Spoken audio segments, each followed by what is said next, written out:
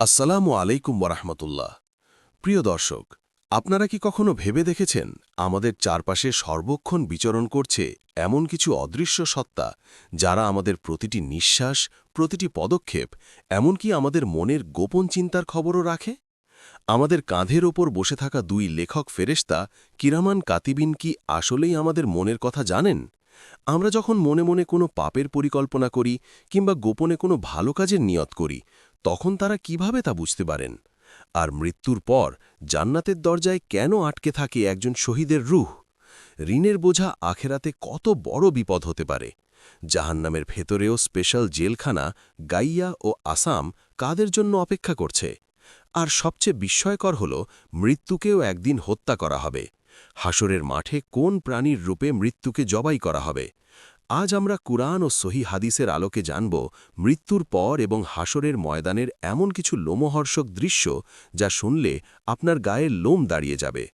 গল্পের শুরুটা করা যাক আমাদের প্রতি মুহূর্তের সঙ্গী দুই ফেরেশতাকে দিয়ে। মহান আল্লাহ মানুষকে সৃষ্টি করে তাকে একা ছেড়ে দেননি। তিনি প্রতিটি মানুষের সাথে দুইজন করে ফেরেশতা নিযুক্ত করে দিয়েছেন, যাদের বলা হয় কিরামান কাতিবিন বা সম্মানিত লেখকবৃন্দ। পবিত্র কুরআনের সূরা কাফে আল্লাহ বলেছেন, মানুষ যে কথাই উচ্চারণ করুক না কেন, তা লিপিবদ্ধ করার জন্য তৎপর প্রহরী তার সাথেই রয়েছে। ডান কাঁধের ফেরেশতা লেখেন নেক আমল, আর বাম কাঁধের ফেরেশতা লেখেন বদ আমল। কিন্তু এখানে একটি বড় রহস্য আছে। আমরা মুখে যা বলি বা হাতে যা করি, তা তো ফেরেশতারা দেখতে পান, কিন্তু আমাদের মনের ভেতরের খবর? আমরা যখন মনে মনে কাউকে সাহায্য করার নিয়ত করি কিংবা মনে মনে কোনো পাপ কাজ করার পরিকল্পনা করি, তখন তো আমাদের হাত বা মুখ নড়ে না। তাহলে ফেরেশতারা সেটা কিভাবে লেখেন? মনের খবর তো গায়েব বা অদৃশ্য, আর গায়েবের খবর তো একমাত্র আল্লাহ ছাড়া আর কেউ জানেন না। তাহলে ফেরেশতারা কিভাবে অন্তরের নিয়ত বুঝতে পারেন? এই প্রশ্নের উত্তরে তাফসির কারকগণ এবং হক্কানি আলেমগণ এক বিস্ময়কর তথ্যের অবতারণা করেছেন। হাদিস ও তাফসিরের নির্যাস থেকে জানা যায়, আল্লাহ তাআলা মানুষের শরীরের ভেতর এমন এক বিশেষ ব্যবস্থা রেখে দিয়েছেন, যা ফেরেশতাদের জন্য সিগন্যাল হিসাবে কাজ করে। বিখ্যাত তাবেই সুফিয়ান ইবনে ওয়াইনাহ রাহমুল্লাহকে একবার জিজ্ঞেস করা হয়েছিল যে ফেরেশতারা কিভাবে নিয়ত বা সংকল্প সম্পর্কে জানেন। তিনি উত্তর দিয়েছিলেন, যখন কোনো বান্দা মনে মনে কোনো ভালো কাজ করার দৃঢ় সংকল্প বা নিয়ত করে, তখন তার শরীর থেকে মিশকের মতো অতি সুঘ্রাণ বের হতে থাকে। এই ঘ্রাণ সাধারণ মানুষ অনুভব করতে পারে না, কিন্তু ডান কাজের ফেরেশতা সেই জান্নাতি সুবাস সুখে বুঝতে পারেন যে বান্দা এখন একটি নেক কাজের নিয়ত করেছে। তখন তিনি সাথে সাথে তা নেক আমল হিসাবে লিখে ফেলেন। ঠিক এর উল্টোটা ঘটে পাপ কাজের বেলায়। যখন কোনো মানুষ মনে মনে কোনো খারাপ কাজ বা গুনাহের পরিকল্পনা করে, তখন তার শরীর থেকে পচা ও দুর্গন্ধ বের হতে থাকে। বাম কাঁধের ফেরেশতা সেই দুর্গন্ধ সুখে বুঝতে পারেন যে বান্দা পাপ কাজের সংকল্প করেছে। এই ঘ্রাণ এবং দুর্গন্ধ হল আধ্যাত্মিক জগতের এক অলৌকিক ভাষা। আল্লাহ তাআলা ফেরেশতাদের সেই ঘ্রাণ শক্তি দিয়েছেন, যার মাধ্যমে তারা আমাদের মনের অবস্থা বুঝতে পারেন। আমরা যখন কোনো ভালো কাজ করি, তখন সেই কাজের সওয়াব তো লেখা হয়ই, কিন্তু কাজটি করার আগে যে নিয়ত করি, সেই নিয়তের জন্য সুঘ্রাণ ছড়িয়ে পড়ে আরশ পর্যন্ত। আবার পাপ কাজ করার আগেও ফেরেশতারা সতর্ক হয়ে যান সেই দুর্গন্ধে। অর্থাৎ আমরা ফেরেশতাদের কাছে গোপন কিছুই রাখতে পারি না। এই দুইজন ফেরেশতা আমাদের জীবনের শুরু থেকে শেষ নিঃশ্বাস পর্যন্ত একটি বই লিখছেন, যা হল আমলনামা। মৃত্যুর সাথে সাথে এই বই বন্ধ হয়ে যায়। কিন্তু বই বন্ধ হলেও মানুষের রূহ বা আত্মা কি সাথে সাথেই স্বাধীন হয়ে যায়, নাকি কোনো এক অদৃশ্য শিকলে আটকা পড়ে থাকে? মৃত্যুর পরপরই রূহের সাথে কি ঘটে এবং ঋণের বোঝা কিভাবে একজন জান্নাতি মানুষকেও জান্নাতের দরজা থেকে আটকে রাখতে পারে? মৃত্যুর পর মানুষের শরীরটা মাটির নিচে পচে গলে যায়, কিন্তু তার রূহ বা আত্মা পাড়ি দেয় এক অনন্ত জগতের পথে। মুমিনের রূহ সাধারণত সম্মানের সাথে ইল্লিয়িনে নিয়ে যাওয়া হয়, কিন্তু হঠাৎ এক ভয়াবহ বাধার সম্মুখীন হয় কিছু রূহ। হাদিসের বর্ণনায় এসেছে এক লোমহর্ষক চিত্র। রাসূলুল্লাহ সাল্লাল্লাহু আলাইহি ওয়াসাল্লাম বলেছেন, মুমিনের আত্মা তার ঋণের সাথে ঝুলে থাকে, যতক্ষণ না তার পক্ষ থেকে সেই ঋণ পরিশোধ করা হয়। এই ঝুলে থাকা বা মুয়াল্লাক অবস্থার দৃশ্যটা কল্পনা করুন। একজন মানুষ সারা জীবন নামাজ পড়েছে, রোজা রেখেছে, দান সাদকা করেছে, এমনকি আল্লাহর রাস্তায় জীবন দিয়ে শহীদও হয়েছে। মানুষ তাকে জান্নাতি ভাবছে, কিন্তু আসমানের ফেরেশতারা তার রূহকে জান্নাতের চূড়ান্ত ফয়সালা পর্যন্ত পৌঁছাতে দিচ্ছে না। এক অদৃশ্য শিকল তার পা জড়িয়ে রেখেছে। সেই শিকলটি হল দুনিয়ার মানুষের পাওনা বা ঋণ। এই বিষয়টি যে কত মারাত্মক তা বোঝার জন্য সাহি মুসলিমের একটি হাদিসই যথেষ্ট। রাসূলুল্লাহ সাল্লাল্লাহু আলাইহি ওয়াসাল্লাম বলেছেন, শহীদের প্রতিটি গুনাহ এবং পাপ আল্লাহ ক্ষমা করে দেন, কেবল ঋণ ছাড়া। চিন্তা করুন, যে ব্যক্তি আল্লাহর জন্য নিজের রক্ত ঢেলে দিল, তরবারির আঘাতে ক্ষতবিক্ষত হল, তার ত্যাগের বিনিময়ে আল্লাহ তার জীবনের সব পাপ মুছে দিলেন, কিন্তু তার পরেও তার জান্নাতে যাওয়ার পথে বড় বাধা হয়ে দাঁড়াল অন্যের পাওনা টাকা বা সম্পদ। কারণ ঋণ হল বান্দার হক, আর আল্লাহ ততক্ষণ বান্দার হক মাফ করেন না যতক্ষণ না সেই পাওনাদার তাকে মাফ করে অথবা তার পাওনা বুঝিয়ে দেওয়া হয়। এটি আল্লাহর আদালতের এক কঠোর ন্যায় বিচার। নবীজি সাল্লাল্লাহু আলাইহি ওয়াসাল্লামের যুগে যখন কোনো জানাজা আসত, তিনি প্রথমেই জিজ্ঞেস করতেন, এই মৃত ব্যক্তির উপর কি কোনো ঋণ আছে? যদি সাহাবীরা বলতেন হ্যাঁ আছে এবং তা শোধ করার মতো সম্পদ সে রেখে যায়নি, তখন নবীজি বলতেন, তোমরা তোমাদের সঙ্গীর জানাজা পড়ে নাও। তিনি নিজে সেই জানাজায় ইমামতি করতেন না। এটা ছিল উম্মতকে সতর্ক করার এক কঠিন বার্তা। ঋণের বোঝা নিয়ে কবরে যাওয়া মানে আগুনের পোশাক গায়ে জড়ানোর মতো। কবরের জগতে সেই ব্যক্তি প্রশান্তি পায় না, তার রূহ অস্থির থাকে, ছটফট করতে থাকে, যতক্ষণ না তার সন্তান বা আত্মীয় স্বজন তার সেই ঋণ শোধ করে দেয়। হাদিসে আছে, যখন ঋণ শোধ করা হয় তখন মৃত ব্যক্তির চামড়া শীতল হয়, অর্থাৎ সে আযাব থেকে মুক্তি পেয়ে শান্তি লাভ করে। আজকের সমাজে আমরা খুব সহজেই ঋণ করি, ব্যাংক লোন নিই, কিংবা বন্ধুদের থেকে টাকা ধার নিয়ে ভুলে যাই, ভাবি মরে গেলে সব শেষ। কিন্তু ইসলাম আমাদের শেখাচ্ছে, মরে গেলে সব শেষ নয়, বরং ঋণের হিসাব তখন আরও কঠিনভাবে শুরু হয়। হাসরের মাঠে যখন টাকা পয়সা থাকবে না, তখন পাওনাদারকে নিজের নেক আমল দিয়ে সেই ঋণ শোধ করতে হবে, আর নেক আমল শেষ হয়ে গেলে পাওনাদারের পাপের বোঝা নিজের কাঁধে নিতে হবে। ঋণের এই ভয়াবহ পরিণতির পর আমরা এখন তাকাবো জাহান্নামের সেই অন্ধকার উপত্যকার দিকে, যেখানে অপেক্ষা করছে আরও কঠিন শাস্তি। জাহান্নাম তো পুরোটাই আগুনের জায়গা, কিন্তু তার ভেতরেও আছে কিছু ভিআইপি সেল বা বিশেষ গর্ত, যার নাম গাইয়া ও আসাম। নামাজ ত্যাগকারী আর ব্যভিচারীদের জন্য বরাদ্দ সেই গর্তগুলোর ভয়াবহতা কেমন হবে?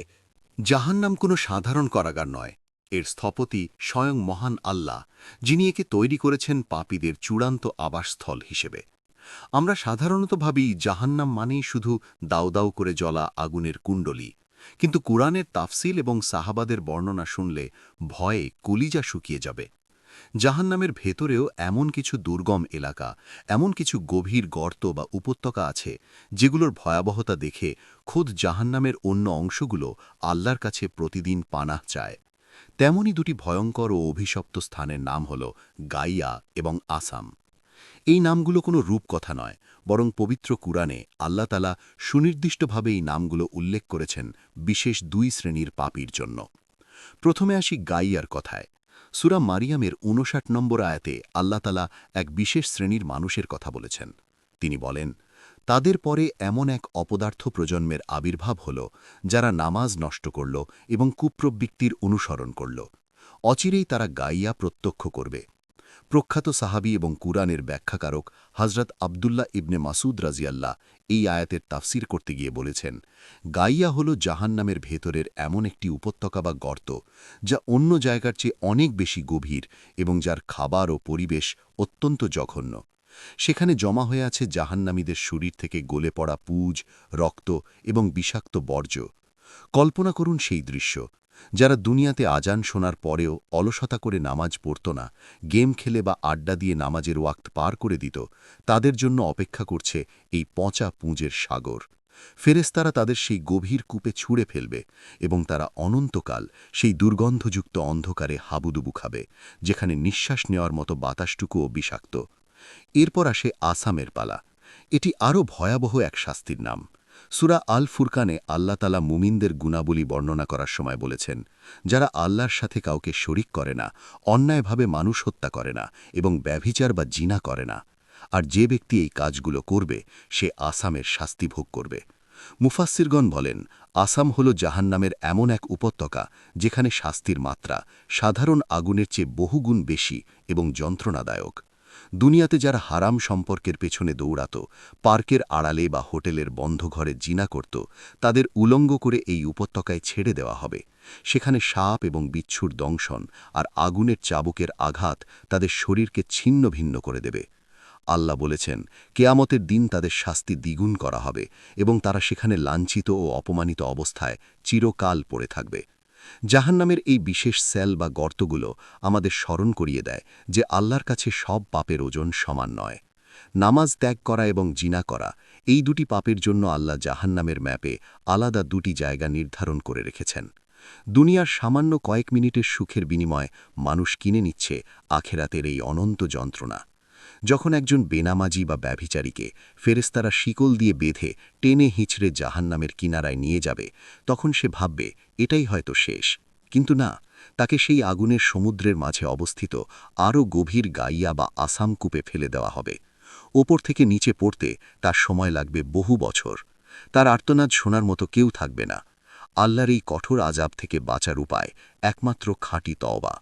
তবে জাহান্নাম ও জান্নাতের এই ফয়সালা হয়ে যাওয়ার পর, যখন জান্নাতীরা জান্নাতে এবং জাহান্নামীরা জাহান্নামে প্রবেশ করবে, তখন হাসরের মাঠে ঘটবে এক অদ্ভুত ও চূড়ান্ত ঘটনা।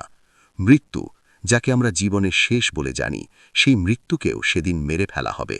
হাসরের ময়দানের বিচার দিবসের সব কার্যক্রম যখন শেষ হয়ে যাবে, জান্নাতীরা তাদের চিরস্থায়ী শান্তির প্রাসাদে প্রবেশ করবে এবং জাহান্নামীরা তাদের শাস্তির গর্তে ক্ষিপ্ত হবে, ঠিক তখনই ঘটবে মহাবিশ্বের ইতিহাসের সর্বশেষ ও চূড়ান্ত নাটকীয় ঘটনা। জান্নাত ও জাহান্নামের মাঝখানের সীমানায় আল্লাহ তাআলার নির্দেশে ফেরেশতারা একটি বিশেষ প্রাণীকে উপস্থিত করবেন। সহিহ বুখারী ও মুসলিম শরীফের হাদিসে রাসূলুল্লাহ সাল্লাল্লাহু আলাইহি ওয়াসাল্লাম এই দৃশ্যের নিখুঁত বর্ণনা দিয়েছেন। তিনি বলেছেন, সেদিন মৃত্যুকে একটি সাদা কালো রঙের দুম্বার আকৃতিতে সবার সামনে হাজির করা হবে। যে মৃত্যু দুনিয়াতে ছিল অদৃশ্য, যা ধরা যেত না বা ছোঁয়া যেত না, সেই অদৃশ্য মৃত্যুকে আল্লাহ সেদিন একটি দৃশ্যমান প্রাণীর রূপ দেবেন। জান্নাত এবং জাহান্নামের মাঝখানে উঁচু স্থানে দুম্বাটিকে দাঁড় করানো হবে, যাতে উভয় দলের মানুষ তাকে স্পষ্টভাবে দেখতে পায়। এরপর একজন ঘোষক ফেরেশতা জান্নাতবাসীদের উদ্দেশ্য করে ডাক দেবেন, হে জান্নাতবাসীরা, তোমরা কি একটু উকি দিয়ে দেখবে? জান্নাতীরা ভয়ে ভয়ে তাদের প্রাসাদ থেকে মাথা বের করে তাকাবে। তাদের মনে তখনও এক ধরনের সূক্ষ্ম ভয় কাজ করবে, হয়তো তাদের এই সুখের জীবন থেকে আবার বের করে দেওয়া হবে। এরপর সেই ঘোষক জাহান্নামীদের ডাক দেবেন, হে জাহান্নামবাসীরা, তোমরাও কি একটু দেখবে? আগুনের অধিবাসীরা তখন খুশিতে উকি দেবে। তাদের মনে এক চিলতে আশা জাগবে, হয়তো তাদের এই যন্ত্রণার অবসান ঘটতে যাচ্ছে, হয়তো তাদের এখান থেকে মুক্তি দেওয়া হবে। যখন উভয় দলের দৃষ্টি সেই দুম্বার উপর নিবদ্ধ হবে, তখন ঘোষক প্রশ্ন করবেন, তোমরা কি একে চেনো? উপস্থিত কোটি কোটি মানুষ এক বাক্যে চিৎকার করে উত্তর দেবে, হ্যাঁ, আমরা একে চিনি। এটি হল মৃত্যু, কারণ সেই বিভীষিকাময় মৃত্যুর স্বাদ তারা সবাই একবার দুনিয়াতে গ্রহণ করেছিল। সবার চোখের সামনে সেই মৃত্যুরূপ দুম্বাটিকে জান্নাত ও জাহান্নামের ঠিক মাঝখানে শুইয়ে জবাই করে দেওয়া হবে। মৃত্যুর গলার ওপর দিয়ে যখন ছুরি চালানো হবে, তখন মহাবিশ্ব থেকে মৃত্যু নামক শব্দটির অস্তিত্ব চিরতরে মুছে যাবে। জবাই সম্পন্ন হওয়ার পর ঘোষক চূড়ান্ত ফয়সালা শুনিয়ে দেবেন, হে জান্নাতবাসীরা, আজ থেকে আর কোনো মৃত্যু নেই, শুধুই অনন্ত জীবন। তোমরা যা পেয়েছ তা চিরকালের জন্য। তোমাদের এই যৌবন, এই সৌন্দর্য আর ফুরাবে না। আর হে জাহান্নামবাসীরা, তোমাদের জন্য আর কোনো মৃত্যু নেই, আছে শুধু অনন্ত আক্ষেপ আর শাস্তি। তোমরা মৃত্যু কামনা করবে, কিন্তু মৃত্যু আর আসবে না। সূরা মারিয়ামে আল্লাহ এই দিনটিকে উল্লেখ করেছেন ইয়াউমুল হাসরা বা আক্ষেপের দিবস হিসেবে। এই ঘোষণার পর দুই দলের প্রতিক্রিয়া হবে আসমান জমিন তফাত। নবীজি সাল্লাল্লাহু আলাইহি ওয়াসাল্লাম বলেছেন, যদি খুশিতে কারো মৃত্যু হওয়া সম্ভব হতো, তবে জান্নাতীরা সেই খুশিতে মারা যেত, কারণ জান্নাতে তাদের একমাত্র ভয় ছিল এই সুখ যদি শেষ হয়ে যায়। আজ সেই ভয় কেটে গেল। তারা বুঝল এই রাজত্ব আর কোনোদিন ছিনিয়ে নেওয়া হবে না। অন্যদিকে জাহান্নামীদের অবস্থা হবে অবর্ণনীয়। তারা এতদিন আশায় ছিল যে আগুনে পুড়তে পুড়তে হয়তো একসময় তারা মারা যাবে এবং যন্ত্রণার শেষ হবে, কিন্তু মৃত্যুকে জবাই করার মাধ্যমে তাদের সেই শেষ আশাটুকুও নিভে গেল। তারা বুঝল এই আগুন, এই সাপ বিচ্ছুর কামড় আর পচা পুজ, এসবের কোনো শেষ নেই, কোনো বিরতি নেই। তাদের আর্তনাদ তখন আকাশ বাতাস ভারী করে তুলবে, কিন্তু সেদিন সেই কান্না শোনার মতো কেউ থাকবে না। মৃত্যুহীন সেই অনন্ত জীবনের যাত্রাই হল আমাদের শেষ গন্তব্য। এই ছিল মৃত্যু ও আখেরাতের কিছু অজানা অধ্যায়। কিরামান কাতিবিনের ডায়েরি থেকে শুরু করে মৃত্যুর জবাই পর্যন্ত প্রতিটি ধাপ আমাদের সতর্ক করে দিচ্ছে যে দুনিয়ার এই জীবনটা খুবই ক্ষণস্থায়ী আর আখেরাতই হল আসল ঠিকানা।